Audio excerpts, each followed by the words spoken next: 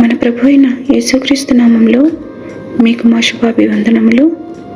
ఈరోజు దేవుని వాగ్దానము, భూమి యొక్క వంశములన్నీయు నీ మూలముగాను నీ సంతానము మూలముగాను ఆశీర్వదింపబడును.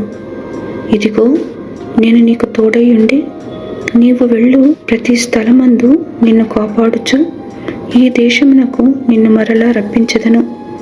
నేను నీతో చెప్పినది నెరవేర్చు వరకు నిన్ను విడువను. ఆదికాండము 28వ అధ్యాయము 14-15 వచనాలు. All peoples on earth will be blessed through you and your offspring. I am with you and will watch over you wherever you go. And I will bring you back to this land. I will not leave you until I have done what I have promised you.